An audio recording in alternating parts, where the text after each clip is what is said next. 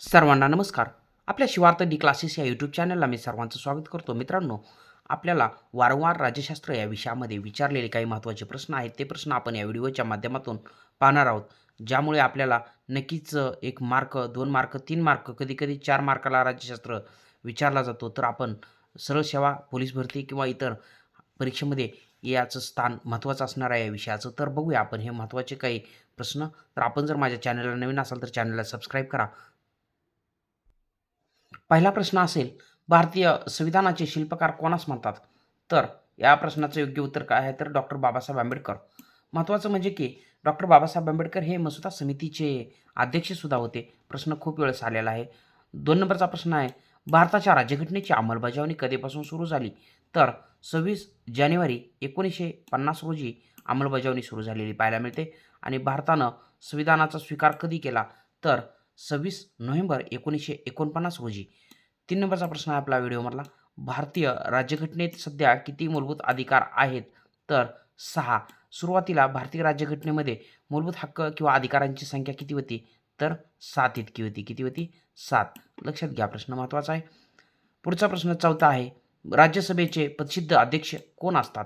तर उपराष्ट्रपती हे राज्यसभेचे पदसिद्ध सभापती किंवा या ठिकाणी आपण त्यांना काय म्हणतो? राज्यसभेचे अध्यक्ष.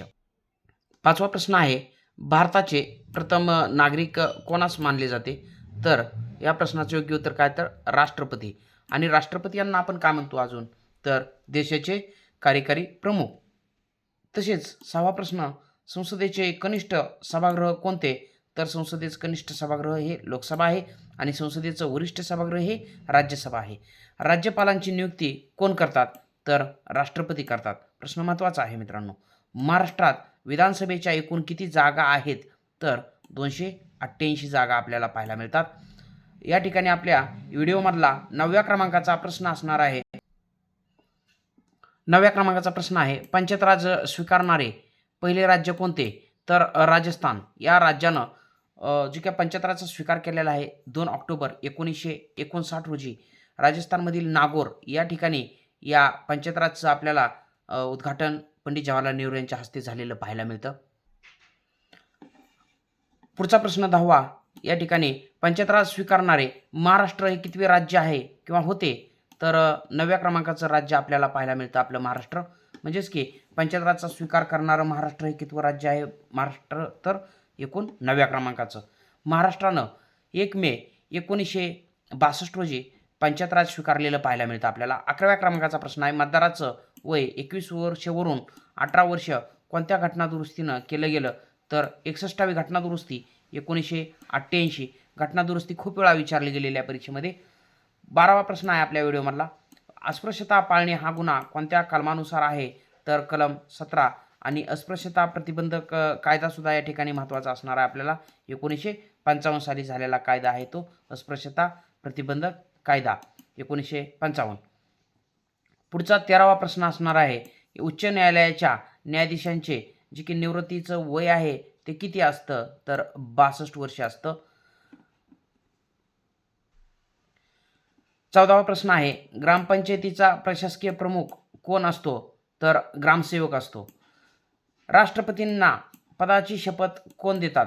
तर सर्वोच्च न्यायालयाचे सरन्यायाधीश शपथ देत असतात. 16वा प्रश्न असेल, नीती आयोगाचे अध्यक्ष कोण असतात? या ठिकाणी पंतप्रधान. पदसिद्ध अध्यक्ष नीती आयोगाचे कोण असतील? तर पंतप्रधान असतील. आता यामध्ये नीती आयोग याची स्थापना कधीची आहे? तर 1 जानेवारी 2015ची स्थापना आहे. आणि नीती आयोगाचं पूर्ण रूप काय आहे हे आपण कमेंट सेक्शनमध्ये सांगायचं आहे मित्रांनो. 17वा प्रश्न आहे आपला, जिल्हा परिषदेचा मुख्य प्रशासकीय अधिकारी कोण असतो? तर मुख्य कार्यकारी अधिकारी, ज्यांना आपण काय म्हणतो? तर CEO. 18व्या क्रमांकाचा प्रश्न आहे, मूलभूत कर्तव्य राज्यघटनेतील कोणत्या कलमात दिलेली आहेत? तर कलम 51 अ मध्ये मूलभूत कर्तव्य देण्यात आलेले आहेत. मूलभूत कर्तव्याचं जे की विभाग आहे, कोणत्या विभागामध्ये घटनेतील आहेत मूलभूत कर्तव्य? तर 4 अ. त्याचबरोबर मूलभूत कर्तव्य आपण कोणत्या देशाकडून स्वीकारलेली आहेत? तर रशिया. त्याचबरोबर मूलभूत कर्तव्य यासाठी झालेली घटनादुरुस्ती कोणती? तर 42वी घटनादुरुस्ती 1976. त्याचबरोबर मूलभूत कर्तव्य हे न्यायप्रविष्ट नाहीत. त्याचबरोबर मूलभूत कर्तव्यांची संख्या किती आहे तर 11. मूलभूत कर्तव्यांची संख्या किती आहे 11. महत्त्वाचा प्रश्न असणार आहे.